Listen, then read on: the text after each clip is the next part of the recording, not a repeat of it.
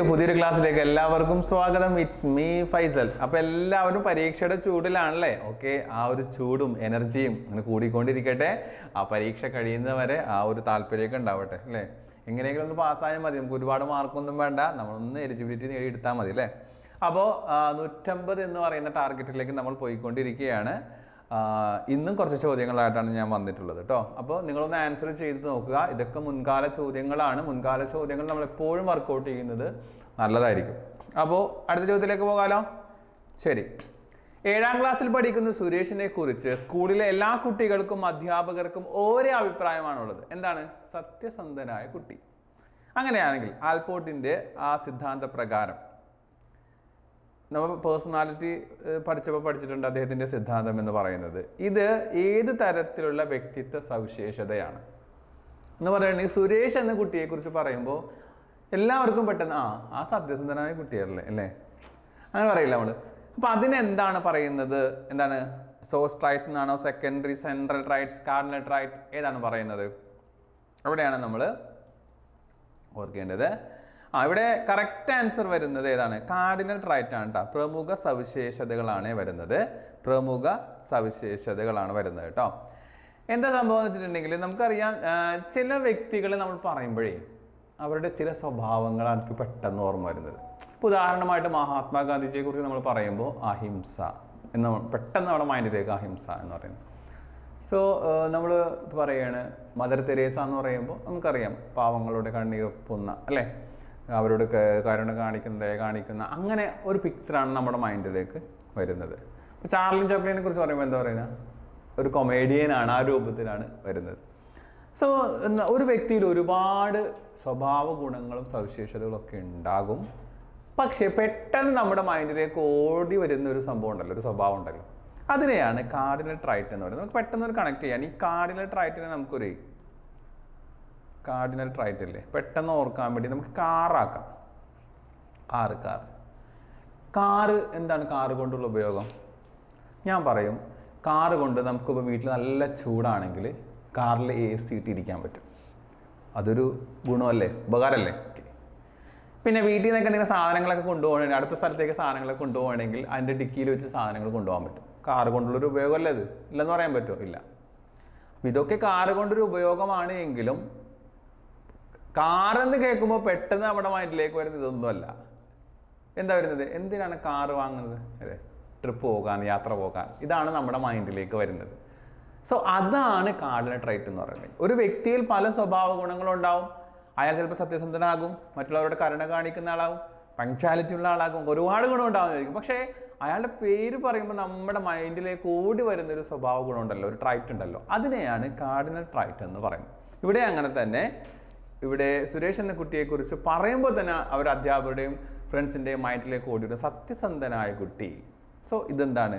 Cardinal trait ആണ് എന്ന് ഓർത്ത് വെക്കുക.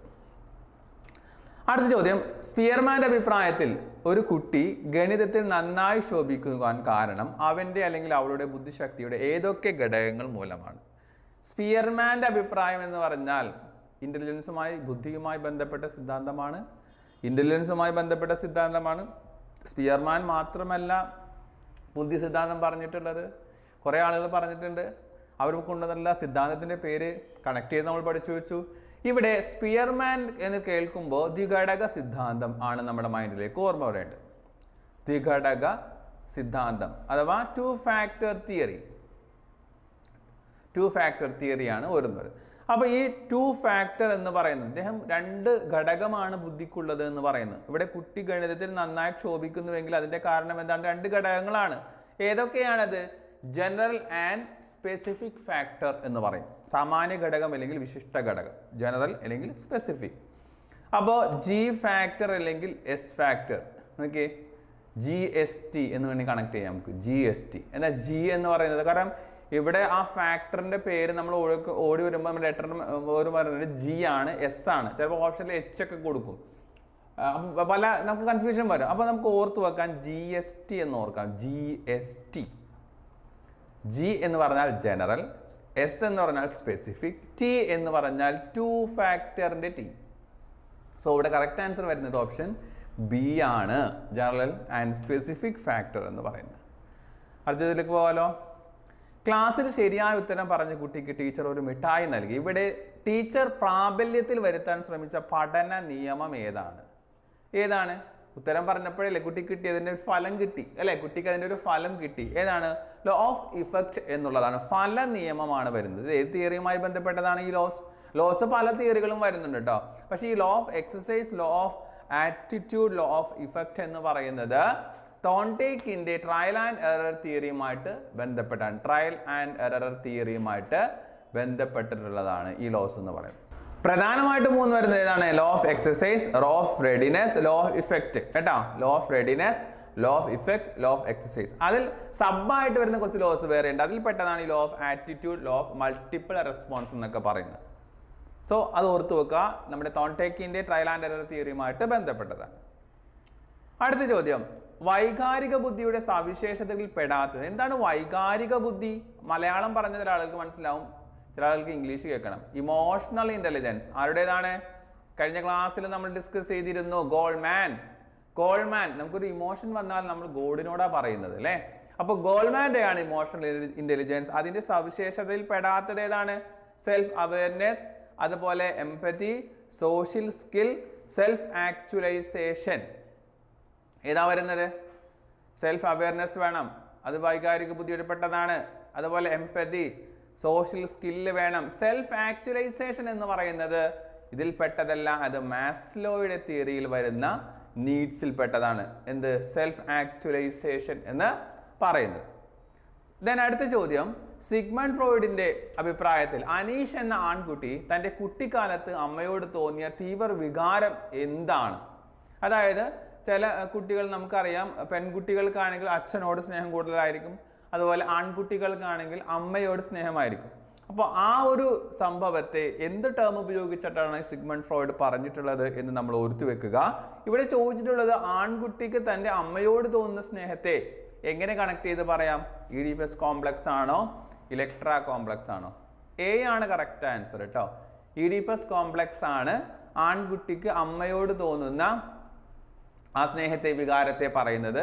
നേരെ മറിച്ച് പെൺകുട്ടിക്ക് അച്ഛനോടാണെങ്കിൽ ഇലക്ട്ര കോംപ്ലക്സ് എന്നാണ് പറയുന്നത്. ഈ സിദ്ധാന്തം, ഈ ടേംസ് ആരുമായിട്ട് ബന്ധപ്പെട്ടതാണ്? ചിലപ്പോൾ അങ്ങനെ ചോദിക്കാം. സിഗ്മണ്ട് ഫ്രോയിഡിന്റെ തിയറിയിൽ വരുന്നതാണിത്, സിഗ്മണ്ട് ഫ്രോയിഡ്.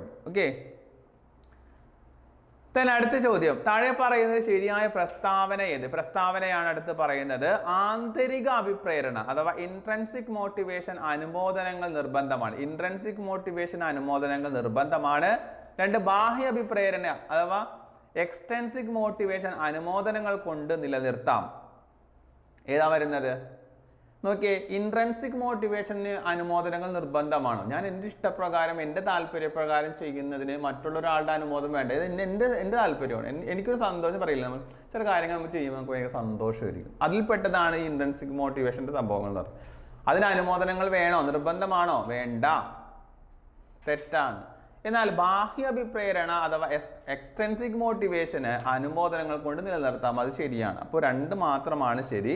ഇവിടെ വരുന്ന ഓപ്ഷൻ ബി ആണ്. അടുത്ത ചോദ്യം, താഴെ പറയുന്നതിൽ മാസ്ലോയുടെ ആവശ്യങ്ങളുടെ ശ്രേണിയിൽ ഏറ്റവും താഴെയുള്ളത് ഏത്? നമുക്കറിയാം മാസ്ലോയുടെ 5 നീഡ്സ് പഠിച്ചിരുന്നു. അതിൽ ഏറ്റവും താഴെ വരുന്നത് ഫിസിയോളജിക്കൽ നീഡ്സ് ആണ്. പക്ഷേ ഇതിൽ ഫിസിയോളജിക്കൽ നീഡ്സ് ഇല്ല. കാരണം family, self esteem, confidence, self actualization, താഴെ വരുന്ന ഫിസിയോളജിക്കൽ നീഡ്സ് ഇല്ല. സോ എന്താണ്? അതുകൊണ്ട് ഇത് തെറ്റാണെന്ന് പറയാൻ പറ്റും? ഇല്ല. ചോദ്യം ഇതല്ല, ഇവിടെ താഴെയുള്ളതിലാണ്. ഈ താഴെ വരുന്നതിൽ ഏറ്റവും വരുന്നതാണ് ഫിസിയോളജിക്കൽ നീഡ്സ്. ഇല്ലെങ്കിൽ അത് കഴിഞ്ഞിട്ടുള്ള ഉണ്ടാവുമല്ലോ, അത് കഴിഞ്ഞിട്ടുള്ള സേഫ്റ്റി അല്ലെങ്കിൽ ലവ് ആൻഡ് ബിലോങ്ങിങ് അല്ലേ? അല്ലെങ്കിൽ ഈ ഫിസിയോളജിക്കൽ നീഡ്സിൽ തന്നെ വരുന്നത് നമുക്ക് നോക്കാം. ആ പേരില്ലെങ്കിൽ ഈ ഫിസിയോളജിക്കൽ നീഡ്സ് എന്ന് പറയുന്ന സംഭവത്തിൽ ഒരു മനുഷ്യന് അടിസ്ഥാനപരമായി ആവശ്യമുള്ള കുറേ കാര്യങ്ങളുണ്ടല്ലോ. അതിൽ കുറെ സംഭവങ്ങൾ പറയുന്നത് ഫുഡ്, വാട്ടർ, അതുകൂടി നിങ്ങൾ പഠിച്ചു വെക്കണം. ആ സ്റ്റേജിന്റെ പേര് മാത്രമല്ല. ഓക്കെ. അതുപോലെ തന്നെ സേഫ്റ്റി നീഡ്സിൽ വരുന്ന ഭാഗങ്ങൾ, സേഫ്റ്റി നീഡ്സിൽ ഏതൊക്കെയാണ് ഒരു മനുഷ്യന് ആവശ്യമുള്ളത്, ലവ് ആൻഡ് ബിലോങ്ങിങ്ങിൽ ഏതൊക്കെയാണ് മനുഷ്യന് ആവശ്യമുള്ളത്, ഇത് ആ ഉള്ളിലുള്ള ഭാഗങ്ങൾ കൂടി പഠിച്ചു വെക്കണം. മാസ്ലോയുടെ തിയറിയിൽ അങ്ങനെ ഒരു ക്വസ്റ്റ്യൻ മെത്തേഡ് വരുന്നുണ്ട്. നമ്മൾ ആ സാധാരണ ഹൈറാർക്കി പഠിക്കുമ്പോൾ ആ ഹൈറാർക്കിയുടെ പേര് മാത്രം പഠിച്ചു വെച്ചാൽ മതി. പക്ഷേ ഈ ഹൈറാർക്കിയുടെ പേരിനോടൊപ്പം തന്നെ ഉള്ളിൽ വരുന്ന പോയിന്റ്സുകളും പഠിച്ചു വെക്കണം. അപ്പോൾ ഇവിടെ വരുന്നത് ഫാമിലിയാണ് കേട്ടോ. ഫാമിലി സെൽഫ് എസ്റ്റീം, കോൺഫിഡൻസ് എന്നാണ്. പിന്നെ സെൽഫ് ആക്ച്വലൈസേഷൻ, ഫാമിലിയാണ് വരുന്നത്. കറക്റ്റ് എ ആണ് ആൻസർ ആയിട്ട് വരുന്നത്. സോ അടുത്ത ചോദ്യത്തിലേക്ക് പോകാം. ബ്രെയിൻ സ്റ്റോമിങ്ങിനെ സംബന്ധിച്ച് താഴെ പറയുന്നതിൽ തെറ്റായ പ്രസ്താവന ഏതാണ്? ബ്രെയിൻ സ്റ്റോമിങ്ങിനെ സംബന്ധിച്ച് നമുക്കറിയാം, ഒരു പ്രശ്നം വരുമ്പോൾ ഒരുമിച്ച് കുറച്ച് ആളുകൾ ചേർന്നിരിക്കുന്ന സൊല്യൂഷൻ കണ്ടെത്തുന്നു. അതാണ് ബ്രെയിൻ സ്റ്റോമിങ്ങിൻ്റെ ഒരു രത്ന ചുരുക്കം എന്ന് പറയുന്നത്. അപ്പോൾ ഇതേതാണ്? ഇതൊരു പ്രശ്നാധിഷ്ഠിത രീതിയാണ്. അതേപോലെ തന്നെ പ്രശ്നം സംബന്ധിച്ച എല്ലാതരം വീക്ഷണങ്ങളെയും സ്വാഗതം ചെയ്യപ്പെടുന്നു. അതേപോലെ തന്നെ വിദ്യാർത്ഥികളുടെ വ്യക്തിഗത പ്രകടനം ഇവിടെ എന്ത് ചെയ്യുന്നു? വിലയിരുത്തപ്പെടുന്നു. വിദ്യാർത്ഥികളുടെ ഭാവനാശക്തി വർദ്ധിപ്പിക്കാൻ കഴിയുന്നു. അപ്പോൾ ഓരോന്നോരോന്ന് വായിച്ചു നോക്കണം. ബ്രെയിൻ സ്റ്റോമിംഗ് എന്ന് പറഞ്ഞാൽ ഒരു പ്രശ്നം വരുമ്പോൾ കുറച്ച് ഗ്രൂപ്പ്സ് ആയിട്ട് അതിന് പരിഹാര മാർഗം കണ്ടെത്തുക, അതിന് ബ്രെയിൻ സ്റ്റോമിംഗ് എന്ന് ചുരുക്കി പറഞ്ഞാൽ. ഇവിടെ എന്താണ്? ഒന്നാമത്തെ ശരിയാണ് അല്ലേ? അതൊരു പ്രോബ്ലം സെൻറ്റേർഡ് മെത്തേഡാണ്. ഒരു പ്രോബ്ലം വരുമ്പോഴാണല്ലോ ബ്രെയിൻ സ്റ്റോമിംഗ് യൂസ് ചെയ്യുന്നത്. സോ ഇവിടെ പ്രശ്നം സംബന്ധിച്ച എല്ലാത്തരം വീക്ഷണങ്ങളും സ്വാഗതം ചെയ്യപ്പെടുന്നു. ചെയ്യില്ലേ? ഓക്കെ, ഇന്ന വീക്ഷണങ്ങൾ മാത്രമല്ല, സ്വാഗതം ചെയ്യപ്പെടുന്നു. ദെൻ വിദ്യാർത്ഥികളുടെ വ്യക്തിഗത പ്രകടനം വിലയിരുത്താൻ പറ്റുമോ ഇവിടെ? ഇല്ല. വ്യക്തിഗത പ്രകടനം ഒരു ഗ്രൂപ്പായിട്ട് ചെയ്യുന്ന സംഭവമാണ് അല്ലേ? സോ അത് തെറ്റാണ്. ഭാവനാശക്തി വർദ്ധിപ്പിക്കുന്നു, ശരിയാണ്. അപ്പോൾ ഇവിടെ തെറ്റായിട്ടുള്ള ആൻസർ ഓപ്ഷൻ സി ആണ്. അടുത്ത ചോദ്യം. ഒരു ഗ്രൂപ്പിലെ അംഗങ്ങൾ തമ്മിലുള്ള അടുപ്പം, അനിഷ്ടം, മറ്റ് വ്യക്തി എന്നിവ പഠിക്കാൻ അനുയോജ്യമായ മനഃശാസ്ത്ര രീതി, അതായത് ഗ്രൂപ്പിൽ തമ്മിലുള്ള അടുപ്പവും അനിഷ്ടവും പഠിക്കാൻ ഏതാണ്? പ്രൊജക്റ്റീവ് ടെക്നിക്സ് ആണോ, സോഷ്യോമെട്രി ആണോ, ഒബ്സർവേഷൻ ആണോ, ഫീൽഡ് സ്റ്റഡി ആണോ? നമുക്കറിയാം, സംശയമൊന്നുമില്ല, അതിനകത്ത് ഡൗട്ടൊന്നുമില്ല. സോഷ്യോമെട്രിക് ടെക്നിക്കാണ്. സാമൂഹിക നിധി എന്താണ് നമ്മൾ ഉദ്ദേശിക്കുന്നത്? അവിടെ ഒരു സാമൂഹികമായിട്ടുള്ള അയാളുടെ ബന്ധം എത്രത്തോളം ഉണ്ട് എന്ന് നമ്മൾ ടെസ്റ്റ് ചെയ്യുന്നതാണ് സോഷ്യോമെട്രി അല്ലേ? അപ്പോൾ ഏറ്റവും കൂടുതൽ ആളുകൾ ഇഷ്ടപ്പെടുന്ന ഒരു വ്യക്തിയാണെങ്കിൽ അയാൾ എന്താ പറയുക? പറഞ്ഞിരുന്നു കഴിഞ്ഞ ക്ലാസ്സിൽ തന്നെ, അയാൾ സ്റ്റാർ ആണ് അല്ലേ? ആ ഗ്രൂപ്പിലെ സ്റ്റാർ ആണ്. ഈ സ്റ്റാർ എന്ന് പറയുന്നത് അയാൾ ആ ഗ്രൂപ്പിലെ എല്ലാ ആളുകളും നിർദ്ദേശിക്കുന്ന ഒരു വ്യക്തി, ഏറ്റവും കൂടുതൽ ആളുകൾ വോട്ട് ചെയ്യുന്നതെന്ന് പറയില്ലേ?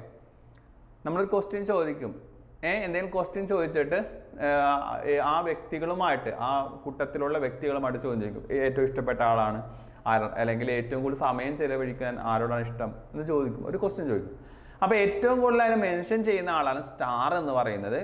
ആരും മെൻഷൻ ചെയ്യാത്ത ആള് ഐസോലേറ്റഡ് എന്നാ പറയാ. ഐസോലേറ്റഡ് ആണ് എന്ന് പറഞ്ഞിട്ടുണ്ടെങ്കിൽ പുള്ളിക്കാരന് അത്ര സോഷ്യൽ ഇൻട്രാക്ഷൻ ഇല്ലാത്തതുകൊണ്ടാണ് ആളുകൾ പുള്ളിയെ എന്ത് ചെയ്യാത്തത്, മെൻഷൻ ചെയ്യാത്തത്. സോ പുള്ളിയെ ഐസോലേറ്റഡ് എന്ന് പറയുന്നു, മറ്റാളെ സ്റ്റാർ എന്നും പറയുന്നു. അടുത്ത ചോദ്യം. ഇവിടെ പ്രൊജക്റ്റീവ് ടെക്നിക്കൽ അല്ലാത്തത്, പേഴ്സണാലിറ്റി അസസ്മെന്റ് പഠിച്ചപ്പോൾ തന്നെ നമ്മൾ പഠിച്ചിരുന്നു. Projective techniques, subjective method, objective method ഒക്കെ പഠിച്ചിരുന്നു. അത് പ്രൊജക്റ്റീവ് ടെക്നിക്സിൽ വരാത്തത് ഏതാണ്? Rorschach inkblot test, thematic, word association, Eysenck personality inventory. ഇതിൽ നമുക്കറിയാം, ആ കോഡ് കഥയിലൂടെ തന്നെ പോയി കഴിഞ്ഞാൽ റോഷ ഇങ്ക്ബോക് എന്ന് പറയുന്നത് ഈ പറഞ്ഞ പ്രൊജക്റ്റീവ് ടെക്നിക്കാണ്. അതുപോലെ തീമാറ്റിക്കും അങ്ങനെ തന്നെ, വേർഡ് അസോസിയേഷനും അങ്ങനെ തന്നെ. ഐസങ് പേഴ്സണാലിറ്റി ഇൻവെൻട്രി, പേഴ്സണാലിറ്റി ഇൻവെൻട്രിയിലാണ് വരുന്നത്. അപ്പോൾ ഇത് എന്തല്ല, ഡി ഇതിനകത്ത് പെടുന്നതല്ല. ക്ലിയർ ആയല്ലോ? അപ്പോൾ ഇവിടെ ഡി ആണ് കറക്റ്റ് ആൻസർ ആയിട്ട് വരുന്നത്. അപ്പോൾ കുറച്ചും കൂടി ചോദ്യങ്ങൾ നമ്മൾ ചെയ്തിരുന്നു. ഇനി ബാക്കി അടുത്ത വീഡിയോയിൽ അധികം ചോദ്യങ്ങൾ ഉൾപ്പെടുത്തിക്കൊണ്ട് നമ്മൾ ചെയ്യുന്നതാണ്. കാരണം നമുക്കധികം സമയമില്ലല്ലോ. അപ്പോൾ പെട്ടെന്ന് ആ ഒരു ടാർഗറ്റിലേക്ക് നമുക്ക് എന്ത് ചെയ്യണം, എത്തണം. മാക്സിമം ഈ ഒരു അവസാന നിമിഷം നിങ്ങൾ എന്ത് ചെയ്യാം, ചോദ്യങ്ങൾ നിങ്ങൾ നന്നായിട്ട് കൊണ്ടുപോകാം. മുൻകാല ചോദ്യങ്ങൾ നന്നായിട്ട് നിങ്ങൾ പഠിക്കുക. അതോടൊപ്പം തന്നെ സ്പെഷ്യലായിട്ടുള്ള ചില ടോപ്പിക്കുകൾ ഉണ്ടല്ലോ, പരീക്ഷ ഭവൻ ഇഷ്ടപ്പെട്ട ടോപ്പിക്കുകൾ, അത് കണ്ടെത്തി അത് നിങ്ങൾ റെഫർ ചെയ്ത് പോവുക. നിർബന്ധമായിട്ടും പരീക്ഷയ്ക്ക് മുമ്പ് നമ്മളൊന്ന് ശ്രദ്ധിച്ചു പോകേണ്ട കുറച്ച് ഭാഗങ്ങൾ കൂടിയുണ്ട്. അത് എല്ലാത്തിലും ഉണ്ട്, സൈക്കോളജി, മലയാളം, ഇംഗ്ലീഷ്, EVS ഒക്കെ ആയിരുന്നാലും. അപ്പോൾ അതിൻ്റെയൊക്കെ നമുക്ക് സമയം പോലെ ചെയ്യാം. അപ്പോൾ ഇതൊന്ന് ടാർഗറ്റ് ആക്കാം. അപ്പോൾ നിങ്ങളും കൂടെ പോകട്ടോ. എന്തായാലും ഇതിൻ്റെ ക്ലാസ് നിങ്ങൾക്ക് യൂസ്ഫുൾ ആയെന്ന് വിചാരിക്കുകയാണ്. ആ വിശ്വാസത്താൽ വൈൻഡപ്പ് ചെയ്യാണ്. പുതിയൊരു വീഡിയോയുമായി പുതിയ ക്ലാസ്സുമായിട്ട് നമുക്ക് കാണാം. അതുവരെ എല്ലാവർക്കും ബൈ ബൈ.